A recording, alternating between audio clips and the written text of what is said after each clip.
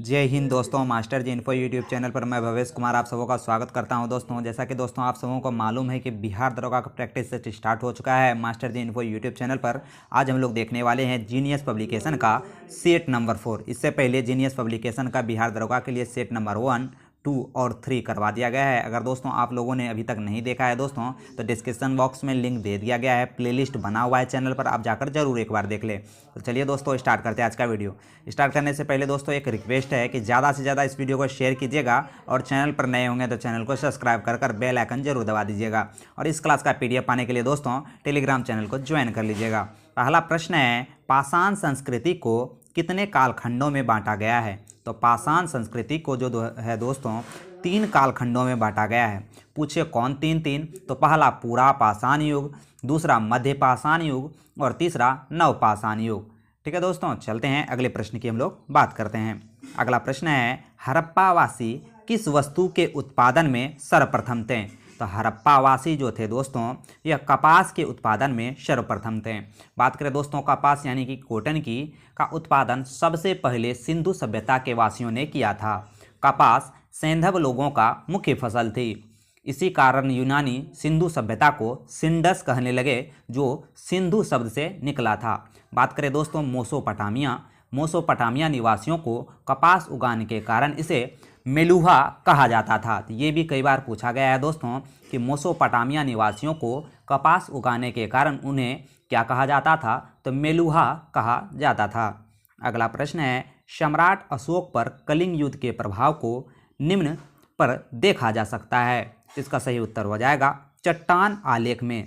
चट्टान आलेख में दोस्तों जो 13वें शिलालेख की बात करें तो 13वें शिलालेख के अशोक का जो कलिंग युद्ध और उसके परिणामों के विषय में विस्तृत जानकारी मिलती है।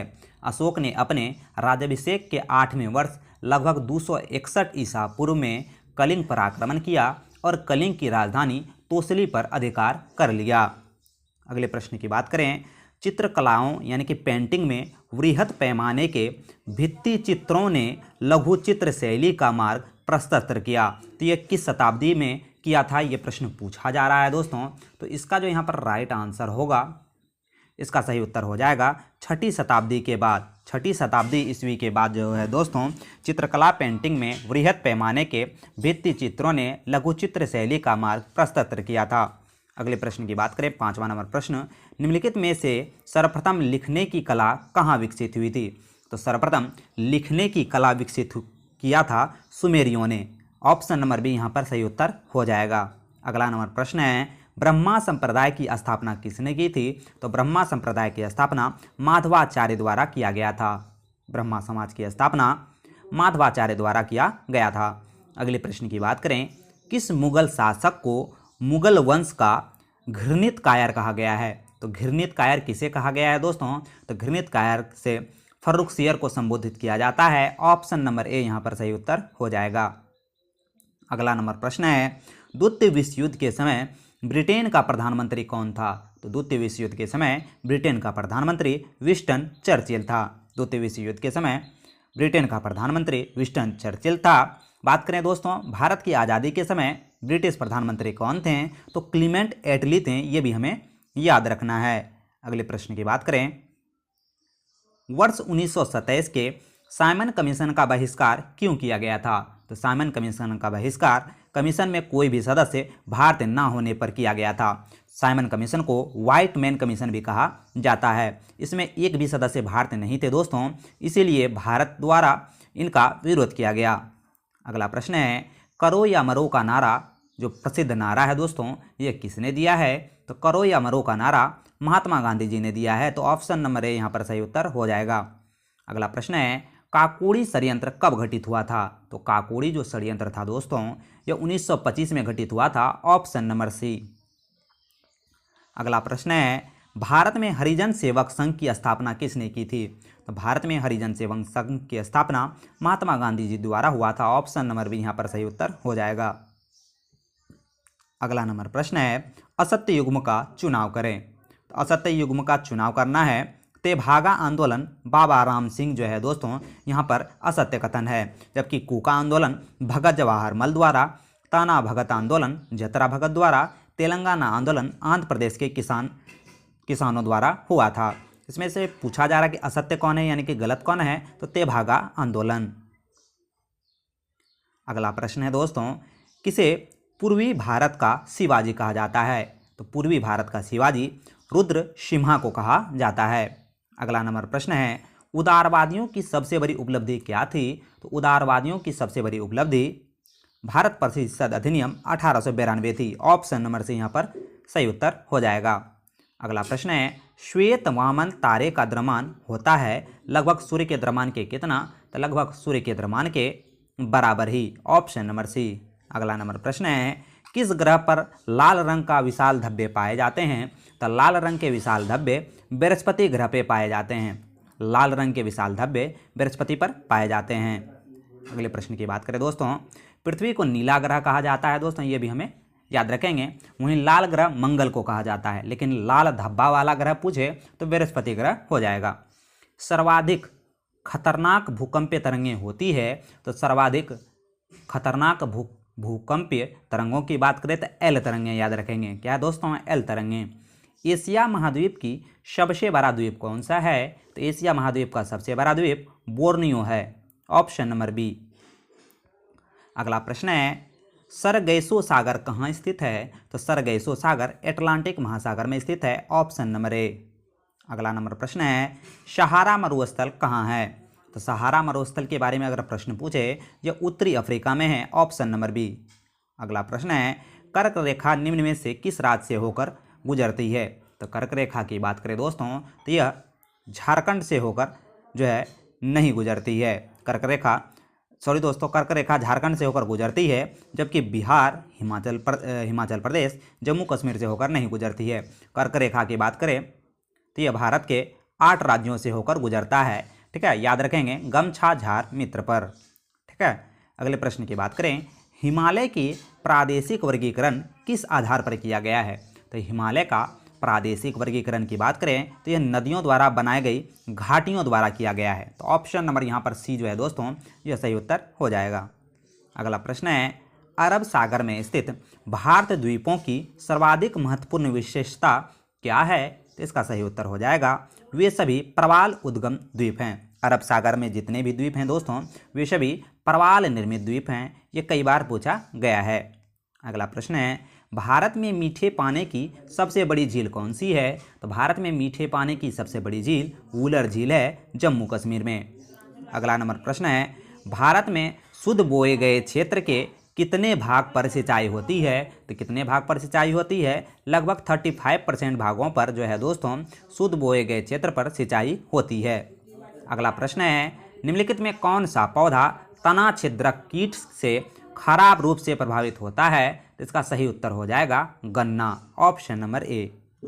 अगला प्रश्न है, निम्न में कौन एशियाई शेरों के शरण स्थल या गृह के नाम से विख्यात है? तो इसका सही उत्तर हो जाएगा गिर राष्ट्रीय उद्यान।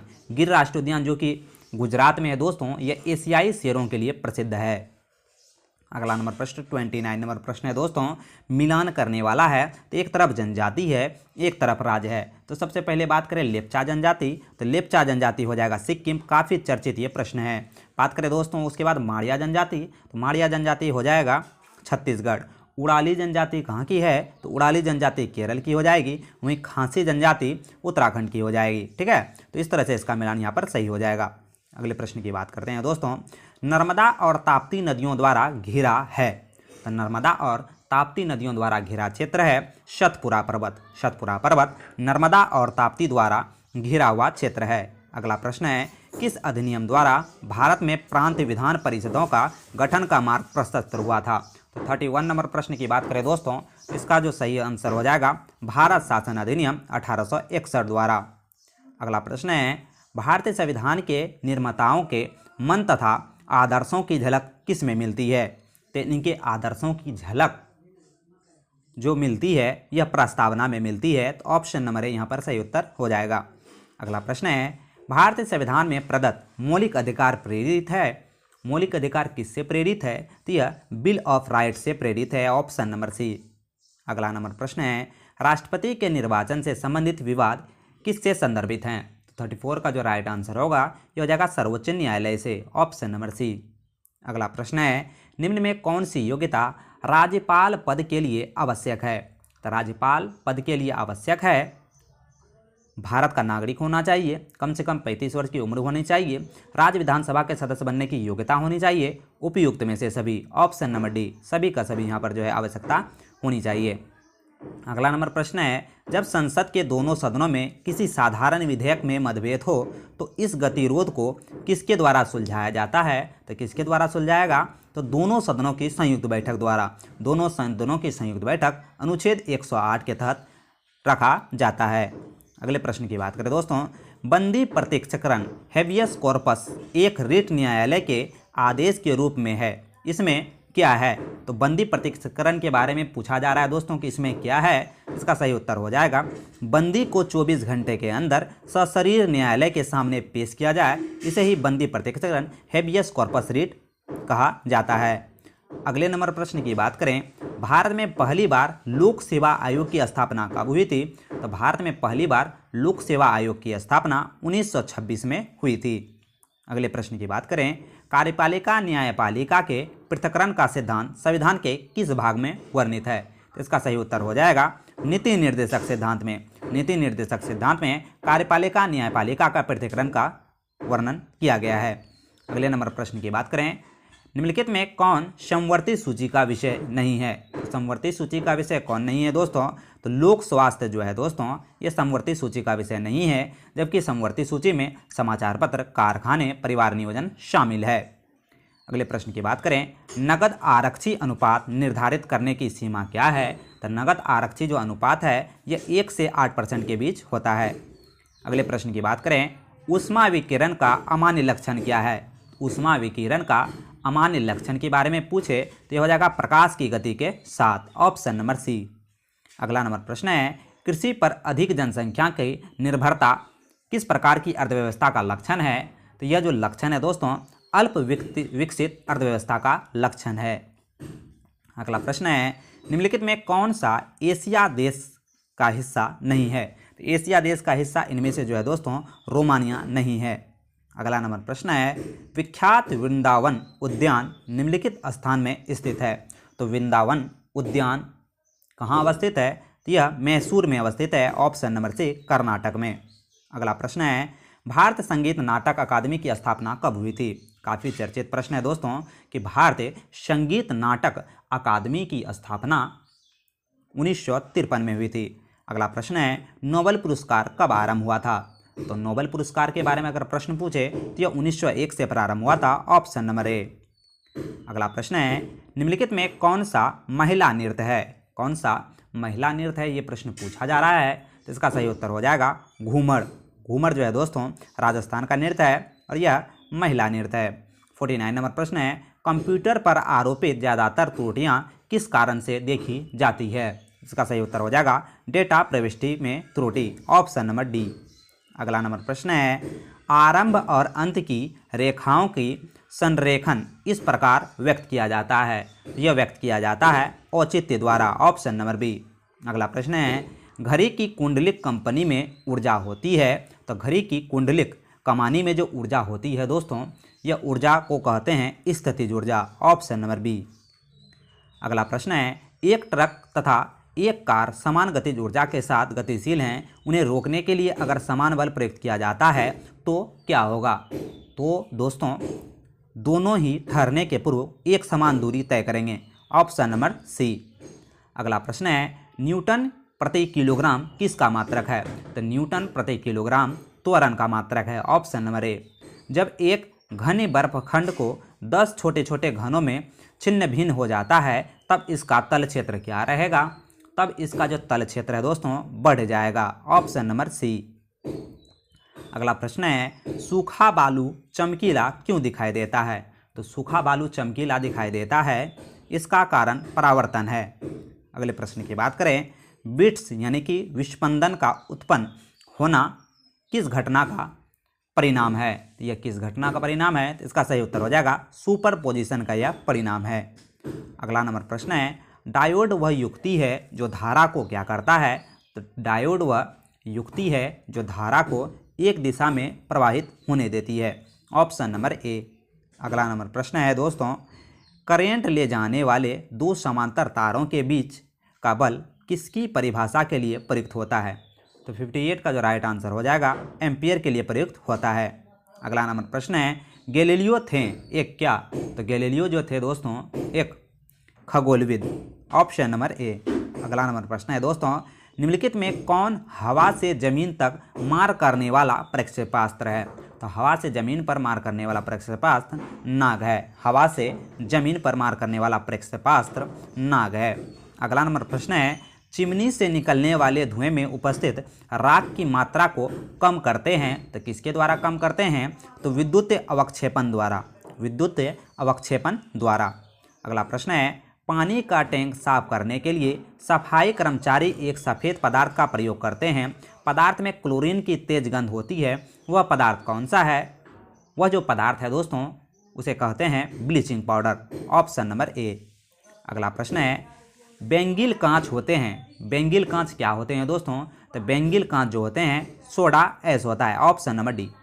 अगला नंबर प्रश्न है, निम्नलिखित में कौन सी ऐसी धातु है जो द्रव अवस्था में पाई जाती है?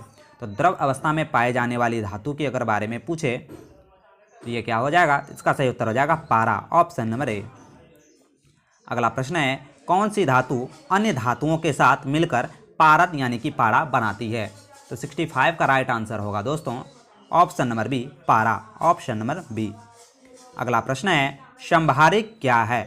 संभारिक क्या है? तो संभारिक जो है समान परमाणु द्रव्यमान एवं समान असमान परमाणु क्रमांक। संभारिक यानी कि परमाणु द्रव्यमान जिसमें समान होगा लेकिन परमाणु क्रमांक जो है समान नहीं होगा, उसे संभारिक कहते हैं। अगले प्रश्न की बात करें, चुंबक की विधि क्या है? चुंबकन की विधि क्या है, ये प्रश्न पूछा जा रहा है, तो इसका सही उत्तर हो जाएगा चुंबक का प्रहार करना, ऑप्शन नंबर ए। अगले प्रश्न की बात करें, निम्नलिखित गैस अणुओं में से किसमें सबसे बड़ा माध्य मुक्त पथ है? तो 68 का राइट आंसर हो जाएगा दोस्तों ऑप्शन नंबर ए, हाइड्रोजन। अगले प्रश्न की बात करें, अगर किसी घोल की पीएच 7 से कम है तो वह घोल होगा, अगर किसी घोल का पीएच 7 से कम है तो वह हो जाएगा अम्लीय। क्या हो जाएगा दोस्तों? अम्लीय। अगले प्रश्न की बात करें, डायनामाइट में मुख्य रूप से होता है? तो डायनामाइट में मुख्य रूप से नाइट्रोग्लिसरीन होता है, ऑप्शन नंबर बी। अगला प्रश्न है, निम्न में कौन जल तथा कार्बन डाइऑक्साइड को कार्बोहाइड्रेट में बदल देता है? तो इसका सही उत्तर हो जाएगा शैवाल, ऑप्शन नंबर ए। अगला प्रश्न है, निम्नलिखित में कौन सा पदार्थ प्राकृतिक रूप से खट्टा होता है? तो प्राकृतिक रूप से सबसे खट्टा पदार्थ होता है सिरका, ऑप्शन नंबर डी। अगले प्रश्न की बात करें, वर्मी कंपोस्ट खाद किस तरह की खाद होती है? तो वर्मी कंपोस्ट जो खाद होती है ये केचुआ द्वारा उत्पादित जैविक खाद होता है, ऑप्शन नंबर सी। अगला प्रश्न है, निम्नलिखित में कौन सी स्थिति विलंबित रक्त अस्कंदन की एक शर्त है? तो 74 का राइट आंसर हो जाएगा हेमोफीलिया, ऑप्शन नंबर सी। सामान्य व्यक्ति का सामर्थ्य होता है? तो सामान्य व्यक्ति का सामर्थ्य होता है 0.05 अश्व शक्ति से 1 horse power, option number B. अगला प्रश्न है, कैंसर से लड़ने के लिए कौन सा जानवर उपयोगी है? कैंसर से लड़ने के लिए जानवर उपयोगी है दोस्तों, इसका सही उत्तर हो जाएगा तारा मछली, स्टार फिश। अगले प्रश्न की बात करें, कौन सी गैस उस प्रक्रिया का एक गौण उत्पाद है जिसका प्रयोग पौधे भोजन बनाने के लिए करते हैं? तो 77 का राइट आंसर हो जाएगा carbon dioxide, option number D. पौधे भोजन बनाने के लिए कार्बन डाइऑक्साइड गैस का प्रयोग करते हैं। अगला प्रश्न है, MMR का टीका किस बीमारी में दिया जाता है? तो MMR का टीका जो है यह मसल्स, मप्स और रूबेला वायरस की बीमारी के लिए दिया जाता है, ठीक है। अगले प्रश्न की बात करें, आधुनिक एंटीसेप्टिक सर्जरी का जनक कौन है? आधुनिक एंटीसेप्टिक सर्जरी का जनक जोसेफ लिस्टर है, ऑप्शन नंबर ए। अगला प्रश्न की बात करें दोस्तों, डैश के दंश के कारण मलेरिया होता है? किस मच्छर के डंश के कारण मलेरिया होता है, ये प्रश्न पूछा जा रहा है। इसका सही उत्तर हो जाएगा मादा एनोफ्लीज मच्छर के काटने से मलेरिया होता है। अगला प्रश्न है, निम्नलिखित में कौन बिहार का ग्रामीण जनसंख्या के प्रतिशत को सही ढंग से व्यक्त करता है? तो बिहार में ग्रामीण जनसंख्या का प्रतिशत है 85%। अगला प्रश्न है, निम्न में किसकी स्थापना आज़ादी के पूर्व हुई थी? तो किस कॉलेज या विश्वविद्यालय की स्थापना आज़ादी से पहले हुई थी? इसका सही उत्तर हो जाएगा पटना कॉलेज और पटना विश्वविद्यालय, दोनों की जो स्थापना हुई थी 1947 से पहले हुई थी। बिहार में घोघा झील कहाँ स्थित है? बिहार में जो है दोस्तों घोघा झील की बात करें तो यह कटिहार जिले में है, ऑप्शन नंबर ए। अगला नंबर प्रश्न है दोस्तों, बिहार विभाजन के समय शेष बिहार को कितने प्रतिशत ऋण का दायित्व वहन करना पड़ा था?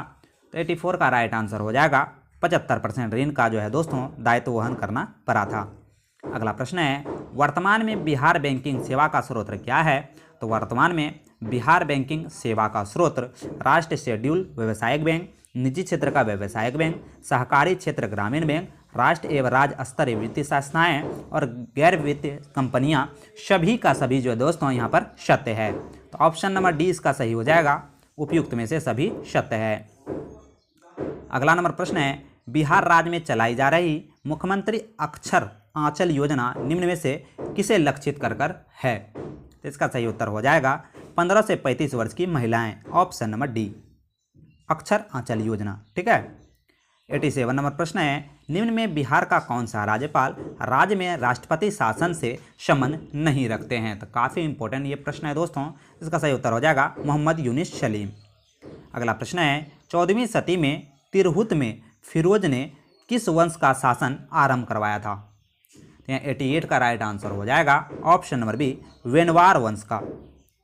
अगला प्रश्न है, बिहार में किस वर्ष केंद्र सहायता से साक्षरता मिशन आरंभ हुआ था? तो 89 का राइट आंसर हो जाएगा दोस्तों 1988 में। अगला प्रश्न है, पाटलिपुत्र को इनमें से किस शासक ने सर्वप्रथम अपनी राजधानी बनाई थी? तो इसका सही उत्तर हो जाएगा उदयन ने सर्वप्रथम पाटलिपुत्र को अपनी राजधानी बनाई थी, और पाटलिपुत्र को बसाने का भी कार्यभार जो है दोस्तों उदयन ने ही किया था। तो आज का जो सेशन था दोस्तों जीनियस पब्लिकेशन का सेट नंबर 4 था। आशा करता हूं कि आज का ये क्लास आपको काफ़ी इंपॉर्टेंट लगा होगा। तो ज़्यादा से ज़्यादा इस वीडियो को शेयर कीजिएगा, और चैनल पर नए होंगे दोस्तों तो चैनल को सब्सक्राइब कर लीजिएगा। इससे पहले set number 1, set number 2, set number 3 और आज सेट नंबर 4 अपलोड कर दिया गया है। आशा करता हूँ कि आज का ये क्लास आपके लिए काफ़ी अच्छा साबित हुआ होगा। तो ज़्यादा से ज़्यादा इस वीडियो को शेयर कीजिएगा। जय हिंद दोस्तों।